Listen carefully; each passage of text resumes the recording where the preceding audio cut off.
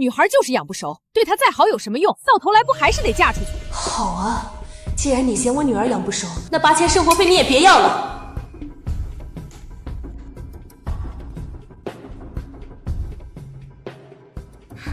好甜，好好吃，妈妈你也吃。真甜。甜甜，光顾着你妈，你怎么不给奶奶吃草莓呀？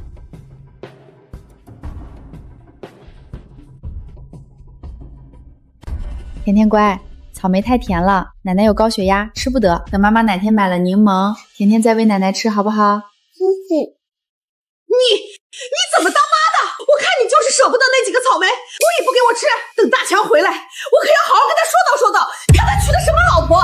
趁他不在家，故意气他老娘，还想把我赶走。我告诉你，门儿都没有。妈，你怎么能这么想我？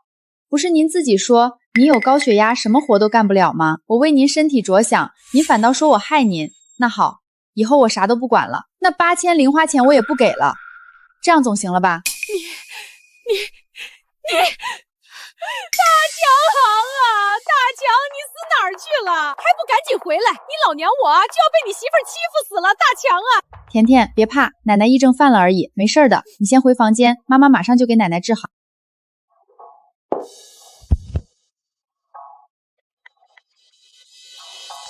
大姑、二婶、三舅、四姨，你们快给我评评理呀！我妈本身就有高血压，医生说了高糖的水果不能吃，可我妈却偏要吃，我不给，她就这个样子，我真的是太难了。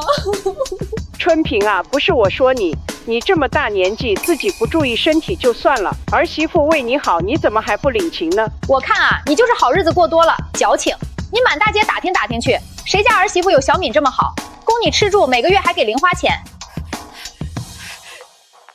沈佳敏，你故意的，你故意的是不是？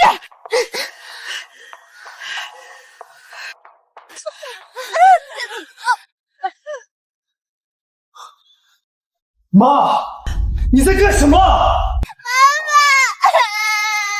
奶奶，甜甜以后把草莓都让给你吃，你不要打我妈妈了。老婆，对不起，都是我不好。你先回房间，我一定给你一个交代。是沈佳明故意陷害我，他还说以后都不给我零花钱了。再怎么样，你也不能打他呀。我没打他，我都看见了，零花钱本就是小敏提出要给您的，您如今这样对他，他不愿意给了也是应该的。好啊，田强，娶了媳妇儿忘了娘，我当初就不该把你养大，就该生下来就把你掐死。妈，当初我结婚的时候，您不愿意出钱，房子首付装修都是小敏她爸妈出，那时便说好，婚后房贷我来还，再加上其他开支，儿子一个月就挣这么多钱。您就算现在把我掐死，我也拿不出多的钱来。田强的话让我心里一阵熨帖，总算我没看错他。甜甜，是不是想学钢琴啊？妈妈明天就带甜甜去报名。谢谢妈妈。婆婆那么在乎那8000零花钱，可明明她自己退休工资就有4000，吃住又不用她自己花钱，4000块钱完全够她零花了。平时也没见她有什么高消费，她又为什么非得要那8000块钱？看来我得好好查查，那8000块钱到底花到哪里去了。接下来1周，我开始留意婆婆的消费习惯。她的退休金每个月1号就到账，可撑不到10号就催着我给零花钱，4000块钱10天就花没了，这其中必有猫腻。婆婆的日常活动只有跳广场舞和去田强弟弟家看孙子。和她一起跳广场舞的大妈都是小区里的邻居，从未听他们提过婆婆在外有什么大的花销。那问题就只能出在田强弟弟家了。周3中午，我特意请了半天假去了田勇家。妈，我今天正好路过，来看看弟弟他们。正好，中午留下来吃饭。不麻烦您，我就坐一会儿。最近生意怎么样？就那样，每个月挣的还不如赔的多。实在不行就别干了，我帮你和田勇找个班上，挣不了大钱也比总赔钱强啊。好，谢谢啊。陈梅的态度让我觉得奇怪，她和田勇2个人经营着一家水果店，3天打鱼2天晒网的开门做生意，进来的水果来不及卖就开始烂了。田勇不想浪费，就往烂的地方贴上标签再卖。顾客吃了一次亏，自然不会再来第二次。水果店的生意也越来越惨淡，田勇却一直抱着做生意挣大钱的思想，死活不愿意把水果店关了找个班上。想到这个，我的目光不由得落在婆婆放在茶几充电的手机上。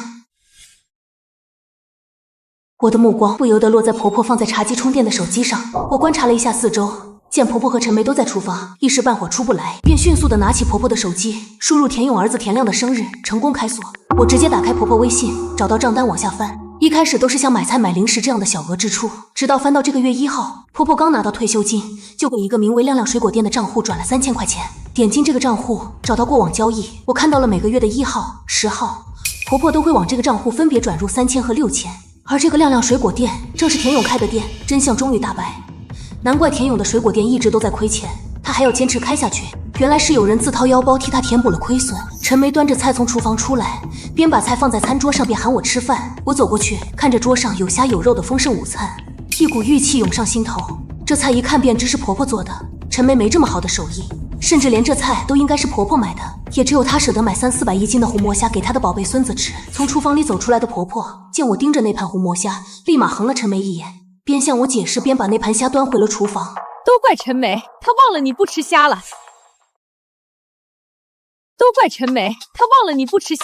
妈马上端走。我简直要被气笑。我不吃虾是因为有一次婆婆不知道从哪拿来些冻虾做给甜甜吃，甜甜不爱吃，我怕浪费婆婆心意便自己吃了，结果虾变质了，我吃完就上吐下泻进了医院。所以根本不是我不吃虾，而是婆婆从来不舍得给甜甜买这么贵的虾。婆婆住我家，以高血压为借口，每天衣来伸手饭来张口，什么家务活都不干。在田勇家，高血压就突然好了，菜能买了，饭也能做了。怎么他的宝贝孙子就是他的灵丹妙药，包治百病吗？气不过的我从婆婆手里抢回那盘虾，放在自己面前大快朵颐起来。妈，你记错了，我最喜欢吃的就是虾，而且你做的虾特别好吃，这一盘我都能吃光。你喜欢吃就多吃点儿，就是下个月亮亮要过生日了，跟我说看中了一双2990的球鞋，喜欢就买啊。那这钱跟我有什么关系？亮亮又不是我儿子，他买什么也轮不着我掏钱啊。妈，你要是心疼孙子，您就自己掏钱给他买了呗。妈，这不是没钱吗？这个月零花钱你还没给，对吧？您不是刚领了退休金吗？这么快就花完了？这么点红魔虾可不值4000块钱，您是不是被骗了？我来帮您查查账，看看您的钱到底花哪儿去了。不用了，不用了。原来这钱都花给了弟弟的水果去补亏空啊！那是我的钱，我想怎么花就怎么花。这4000是你的钱，可那8000零花钱却是从我的账户里出的。那也是给我的，给了我就是我的。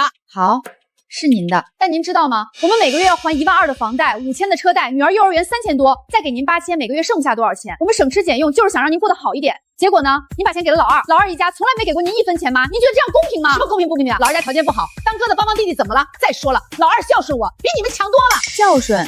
您住我们家，吃喝都我们管了，他孝顺您什么了？前2天我跳广场舞扭到脚，是老二把我送到小诊所包扎的，医药费都是他出的，200多呢。我差点笑出声，200多和每个月9000块能比吗？但我没有继续争辩，我知道说再多也没用，婆婆不会觉得自己有问题。我深吸一口气，妈，那双299的鞋，您准备拿什么钱买？拿下个月你给的零花钱买。我不是说过不会再给你零花钱了吗？我以为你就是一时生我气才这样说的，下个月气消了还是会给。妈，我说不给就是再也不会给了。别啊，小敏，妈知错。我没回头走出单元门，阳光很刺眼，我站在原地愣了很久。8000块，每个月8000块，3年下来就是2888800。我们给婆婆的养老钱全进了小叔子一家的口袋，而我呢，一盘变质的虾。我女儿呢，过生日时一双29.9的鞋，一句胃不熟，仅此而已。那天晚上我失眠了，躺在床上盯着天花板，脑子里乱得像一团麻。旁边老公田强睡得正香，他不知道这些，他只知道我爱他，替他孝顺他妈，主动提出要给他妈零花钱，每个月准时转账。他不知道他妈浪费了我的孝心，这些钱最后都给了他弟弟。看着他的侧脸，该告诉他吗？告诉他又能怎样？他会对他妈和他弟弟生气吗？他会站在我这边吗？还是会说算了，都是一家人？我不知道，这种不确定比那8000块更让我难受。第二天一早，我还是决定说了。天强，有件事我得告诉你。什么事儿？关于你妈。我妈怎么了？我把昨天的事说了一遍，8000块零花钱全转给了田勇，每个月如此，3年多了。田强听完沉默了，他没有像我想象的那样暴跳如雷，也没有说你别乱讲，只是低声的回了句不知道，但我有点预感。什么预感？老二家的日子好像没那么难。他们去年换了辆车，不是很便宜的那种。我当时就奇怪，他们哪来的钱？你没问过你妈？问了，她说老二做生意赚了点，我就没多想。那现在呢？现在我去找我妈谈谈。谈什么？谈这个钱的事儿。你觉得有用吗？小敏，不管有没有用，我得去说一声。她是我妈，我不能装作不知道。好。那天下班后，田强去了田勇家，我没跟着去。有些话他们母子3人之间说，比我在场要好。我带着甜甜在家等着。晚上8点多，田强回来了，脸色不太好。怎么说的？田强坐在沙发上揉了揉眉心。我妈说那是她的钱，她想怎么花是她的自由。就这个？还说老二家困难，当哥的不帮谁帮？她说我们赚得多，不差这点钱。不差这点钱？不差这点钱？那他有没有说为什么亮亮过生日就舍得给他买2 999的鞋，到甜甜却只买29.9的？他有没有说为什么背着我和亲戚讲究甜甜胃不熟？他有没有说为什么同样是孙辈，他对亮亮和甜甜差别这么大？小敏，我妈说亮亮是男孩，甜甜是女孩，男孩要传宗接代，女孩是别人家的。我无语笑了，又是这套重男轻女的思想。都2026年了，还有人觉得孙女是别人家的。我女儿，我10月怀胎生下来的，我一把屎一把尿带大的，在她奶奶眼里是别人家的，不配被疼爱，不配被重视，不配和堂哥平起平坐。就因为她是女孩，我深吸一口气。天强，那你呢？什么？你怎么想？小敏，我不赞成我妈的做法，但她是我妈，我没办法。没办法什么？没办法让她改变想法，她就那个观念根深蒂固了，我说了也没用。好，我明白了。你明白什么了？我明白了，这件事儿指望不上你。小敏，我没有怪你的意思，你夹在中间很难做，我理解。但我不能理解的是，这3年你妈拿我们的钱去贴补老二，我们的女儿被当成透明人，你真的一点都没发现吗？还是说你发现了，但你选择忽略？小敏，不是这样的。那是怎样的？田强低下头不说话了，屋子里很安静，只有甜甜在房间里弹钢琴的声音模模糊糊地传过来。我不想吵架，我只想告诉你，我再也不会给你妈1分钱了。她要是再闹，我就让她搬到田勇家去住。什么？每个月8000，我们给了3年半，28万，够了。小敏，你不能什么？不能断你妈的零花钱，还是不能把你妈赶出去？她毕竟是我妈。对，她是你妈，但她也是一个把我们孝顺她的钱转给老二，区别对待我女儿，和亲戚说我女儿喂不熟的人。你想让我继续养着她，好让她有更多钱贴补老二吗？你要是心疼你妈，你可以从你的工资里掏出钱来养她，也可以搬出去和她一起住。小敏，我说完了。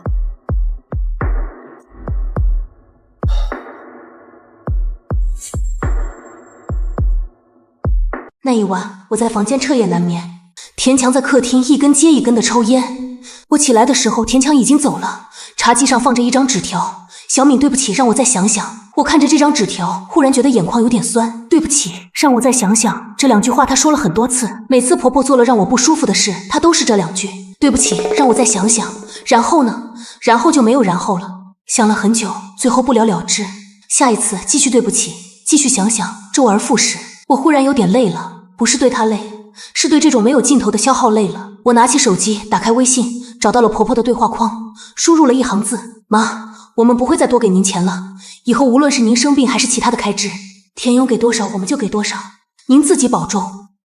消息发出去的那一刻，我的心反而平静了，像是放下了一块大石头。3年36个月，每个月8000，一共28万8800元。甜甜上一次钢琴课300，每周2次。28万8000够她上1年的钢琴课了，可我却把这钱给了婆婆，间接的供养了小叔子一家，然后养得他们花着我的钱，却觉得我女儿是泼出去的水，养不熟。他们讲究我可以不在乎，可他们千不该万不该触碰一个母亲的逆鳞。我的女儿是全世界最好的孩子，是我最珍贵的宝贝，任何欺负她的人，我都会让他们付出代价。手机震动，婆婆发来消息：沈佳敏，你什么意思？我说得很清楚了，您不用再问。沈佳敏，你是不是疯了？我是你婆婆，你敢不管我？我没疯，您的退休金够您零花了，别的开销我们也会和田勇他们一家出一半的。够什么够？我一个月才4000，你让我怎么活？小勇他们一个月才挣多少钱？怎么和你们平分啊？我看着这条消息忽然想笑，4000不够活，吃住不用自己掏钱，又没有大额开销，4000块花不完才对。之所以觉得不够，是因为每月还要转9000给小叔子，这个缺口我不填了，这就不是我该考虑的事了。妈，您的生活您自己安排，老二那边您也别转了，他一个大男人有手有脚的。你管不着，我确实管不着，但我的钱我可以管。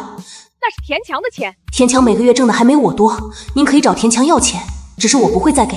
发完这条，我把手机放到一边，10分钟后田强打来电话。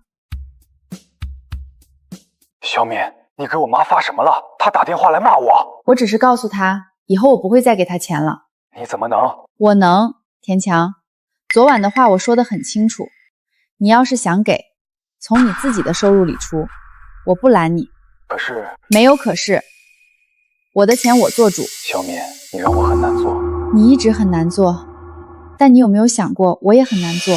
3年了，我每个月拿出8000块给你妈养老，结果呢，她把钱转给老二，对我们冷言冷语，对女儿爱答不理。我付出了钱，付出了时间，付出了耐心，我得到了什么？什么都没有。她甚至和亲戚讲究女儿喂不熟。田强，换作是你，你还愿意继续喂吗？我知道我妈做的不对，但她毕竟是我妈。对，她是你妈，所以这件事儿你来处理。你想怎么孝顺她，我不管，但我的钱我不出了。小敏，我上班了。那天下午田勇打来了电话，我没接，他又打了3个，我还是没接。最后他发了一条微信：嫂子，是不是有什么误会？嫂子，是不是有什么误会？咱们是一家人，有话好好说。我回了3个字没误会，然后把他拉黑了。晚上回到家，田强已经在了，他坐在沙发上看着电视，但眼神是空的。吃了吗？没胃口。我给你下碗面。不用。我站在他面前看着他。在想什么？我在想，我是不是很失败？什么？当儿子，我没让我妈改变观念；当丈夫，我让你受了这么多年委屈；当爸爸，我没能护住我女儿。田强，小敏，对不起，这3年我不是没看见，我是不敢看。我怕看见了我就得做选择，我怕选择了你，我妈会伤心，我怕选择了我妈你会离开，所以我一直装傻，一直拖着，一直逃避。我以为只要时间够久，一切都会慢慢好起来的，但我错了。时间不会解决问题，问题只会越拖越大。小敏，我终于明白了，从今天开始我也不会再给我妈钱了，她退休金够她领用了，老二那边让她自己想办法。以后每次回去我都会带上你和甜甜，我妈要是再说什么喂不熟别人家的，我当场怼回去。你不用再一个人扛了。小敏，对不起，谢谢你愿意等我这么久。田强，你知道吗？我等了你3年。我知道。我差点就不想等了，你要是再让我失望，我真的会离开。不会了，以后再也不会了。那天晚上我们在沙发上坐了很久，没有拥抱，没有亲吻，只是肩并肩看着窗外的夜色。有些东西在那一刻悄悄地变了。那条微信发给婆婆的当天，她就没回来，在田勇家住了半个月。她以为只要她把姿态摆起来，田强那么孝顺，早晚会去求她回来的，到时候零花钱也能接着拿了。可她算错了，田强这次真的下定了决心，把婆婆的东西都收拾好了。当天傍晚，婆婆就怒气冲冲地按响了我家门铃。我开门就看到她站在外面。让我进去，让我进去。妈，请进。田强呢？他今天加班要晚点回来。哼，那我等他回来。您等吧。我走进厨房，倒了一杯水放在他面前。妈，喝水。他没动，就那么坐着。妈妈是谁呀？奶奶，奶奶好。去那边玩。奶奶，你不高兴吗？大人说话，小孩别插嘴。甜甜，别理奶奶，她癔症又犯了，去房间玩，妈妈一会儿就来陪你。乖。甜甜点了点头，我把她送回房间，关上门，然后转身走回客厅。妈，有什么事儿直说吧。你给田强灌了什么迷魂汤，撺掇着他都不认我这个亲妈了。妈，这是田强自己的决定。放屁！大强从小就孝顺，不可能不认我，一定是你在背后挑拨。妈，您说我挑拨，那我问您一件事儿。问什么？这3年我们每个月给您8000块，这笔钱您花在自己身上多少，那是我的事儿。是您的事儿，但我有权知道我给的钱花在了哪里。您都给老二了，对吗？从第1年就开始转，3年，一共28万。您还给亮亮买了无数东西，吃的、衣服、鞋子、课外班零花钱，这些钱都是因为我们承担了您的衣食住行，您才有闲钱给亮亮花。而我的女儿呢？她过生日，您却只送了一双29.9包邮的鞋，您说这公平吗？公平？你跟我讲公平？亮亮是男孩，是我们老田家的根，甜甜是女孩，我给她花再多，她也要嫁出去，成别人家的。我疼亮亮怎么了？不应该吗？我看着他，忽然觉得很悲哀，不是为自己，是为他。都2026年了，他还活在男孩传宗接代，女孩是别人家的这套逻辑中。这套逻辑害了他的儿媳妇，害了他的孙女，最后也会害了他自己。但他不知道，他真的不知道。妈，我没有要和您讲道理的意思，您爱怎么想就怎么想，但我的钱我不会再出了。您要是觉得委屈，可以去找老二，他每个月拿您9000块，让他回报您一下，应该不过分吧？老二，他没钱，他买得起车，却没钱孝敬您。那车是旧的。妈，旧车也是车，他有手有脚，有老婆有儿子，每个月还能从您这儿拿9000块，他真的没钱吗？婆婆不说话了，我继续说。您疼老二，我能理解，但疼到这个份上，你有没有想过一件事儿？什么事？您100年之后靠谁给您养老送终？老二吗？他连您在世的时候都要靠您贴补，您觉得他能靠得住吗？还是田强呢？您嫌他媳妇儿撺掇他，嫌他孙女喂不熟，等您老了动不了了，您觉得我们还愿意伺候您吗？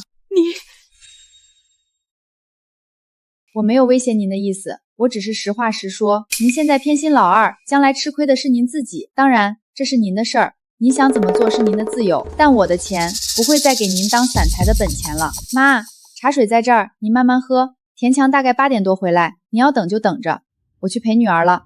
我转身走进女儿房间，把门轻轻关上。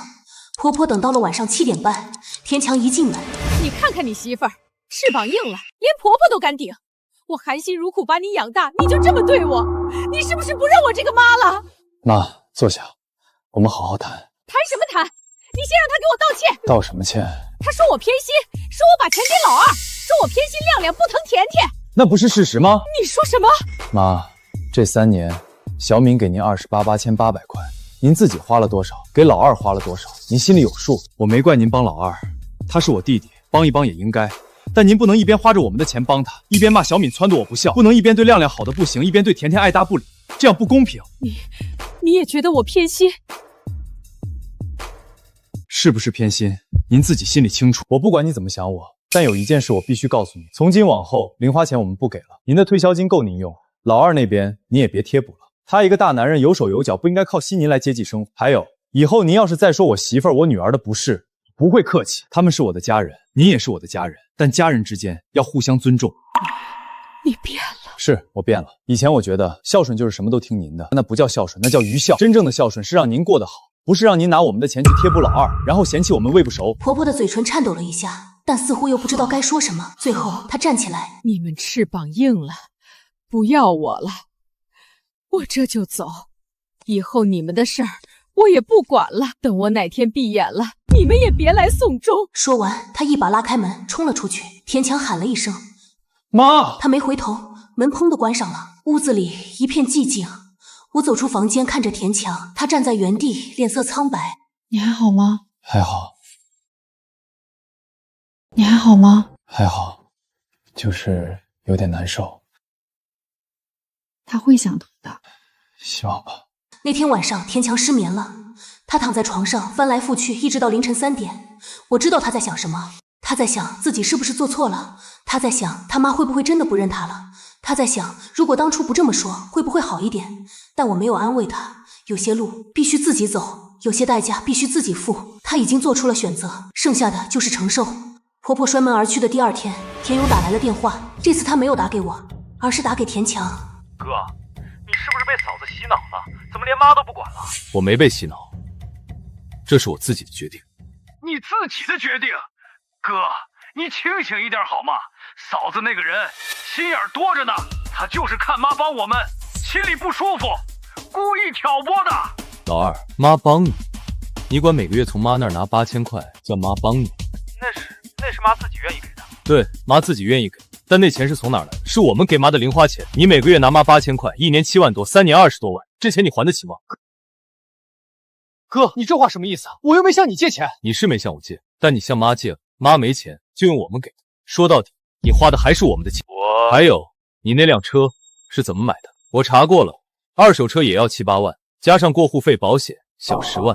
你开水果店赔的比赚的多，你能买得起车，全靠妈贴补，而妈的钱来自我。老二，我不是来算账的，我就问你一件事，你拿了这么多，你孝敬过妈吗？妈过生日，你给她买过什么？妈生病住院，你出过1分钱吗？妈天天去你家替你买菜做饭，你给过她1分菜钱，体谅过她的半分辛苦吗？你只会觉得理所应当，吃饭的时候还不忘挑嘴，这就是你的孝顺。哥，你别这样说，我也是没办法。没办法？你1个月能从妈那儿拿8000，你还没办法？我告诉你，从今天开始，妈不会再给你钱了。你要生活费自己挣，你要买车自己赚，你要给亮亮买东西用自己的钱，别再打妈的主意了。别再打妈的主意了。说完啦？感觉怎么样？轻松，也有点难过。正常。小敏，谢谢你。秀什么？逼我面对这些。如果不是你坚持，我可能还会继续装傻，继续逃避，继续让你一个人受委屈。现在想想，我真的很混蛋。你不混蛋，你只是太习惯当好人了。当好人没什么不好，但有时候你得先当好自己人的好人。我记住了。那天晚上，他拥着我入睡，很久没有这样的感觉了，安心踏实，像是一场漫长的战斗，终于看到了曙光。在田勇家住了1个月后，婆婆又来了。这次她没有哭，也没有闹，小米只是站在门口，神情有些疲惫。小米，我能进去坐坐吗？请进。她走进来，在沙发上坐下，环顾了一圈，目光落在茶几上的照片上。大强呢？加班，他公司最近接了个大项目，很忙。他没再说什么，就那么坐着，像是在组织语言。过了好一会儿，他才底气不足的开口：小米，你恨我吗？恨，在听见婆婆和亲戚讲究女儿的那一刻，我恨不得冲上去撕烂婆婆的嘴。在女儿生日，婆婆只送了女儿一双29.9包邮的鞋子时，我恨不得把鞋丢到婆婆脸上去。在得知我给婆婆的钱都被她拿去供养小叔子时，我更恨不得把婆婆赶出我家。可是这些都过去了，我不可能为了曾经的恨毁了现在的生活，不是放下了，而是不值得。所以我转移了话题。为什么这么问？我这段时间想了很多，想起以前的事。天天过生日，我只买了29块钱的鞋。亮亮过生日，我花了大几千。住在你家，我从来不干任何家务，却自掏腰包去老二家买菜做饭，大鱼大肉的伺候他们。你和大强结婚的时候，我不愿意出钱，老二结婚，我却掏空积蓄包揽了所有费用。你坐月子的时候，我说忙，没去照顾。陈梅坐月子，我请假去住了3个月。这些事你都还记着吧？我当然记得，刻骨铭心，一辈子都忘不了。但面上我还是沉默不语。他继续说：我以前觉得这些都没什么大不了的。亮亮是男孩，天天是女孩，区别对待很正常。你们赚得多，我帮老二一点也正常。但现在我不知道了。这2周我在老二家，菜都是我买的，家务活也都是我做。老二还问我要钱，说这个月生意不好，周转不开。我说我没钱了，你们不给零花钱了。你知道他说什么吗？他说：“那你去找大哥要啊。”我说：“你大哥不给了。”他就急了：“不给怎么行？你是他妈，他必须给。”我说：“你怎么不给？”后来我又问他：“你这几年从妈这儿拿了多少钱？”他说：“那不是借的吗？”我说：“借的，你还过吗？”他还是不说话。最后他摔门走了，好几天都没回来。陈梅骂我，把她老公气跑了。亮亮也怪我，他们还说都是因为我，搅得他们好好的家就要散了。小蜜，我养了他30年，从小到大好，我以后好吃的好喝的就会对我好。现在我才知道，我想错了。他惦记我的钱，一旦钱没了，他连面子都不给我了。我不关心婆婆在田勇家受的委屈，我只怕她装惨卖可怜，然后闹着要回来住。妈，你想说什么？我想说，我知道错了，我不应该拿你们的钱去贴补老二，不应该对甜甜那么冷淡。她是我孙女，是田强的亲骨肉，我对不起她。说到这儿，她站起来。甜甜呢？我想看看她。她在房间里画画，我能进去吗？您去吧。婆婆走向房间，我站在原地没有跟过去。有些事让他们自己面对吧。过了一会儿，我听到甜甜的声音：“奶奶，甜甜，奶奶来看你了。奶奶，你癔症好了吗？好了。甜甜，之前奶奶是不对，奶奶跟你道歉。道歉？奶奶以前对你不好，给你吃变质的虾，你过生日还故意给送便宜的鞋，对不起。没关系，奶奶，甜甜不生气，甜甜最喜欢奶奶了。5岁的孩子不懂什么叫被区别对待，他只知道奶奶来看他了，奶奶跟他道歉了，这就够了。我站在门口，忽然觉得眼眶有点酸，不是委屈，是欣慰。我的女儿终于得到了她该有的尊重和公平。我都会轻描淡写，仿佛没爱过。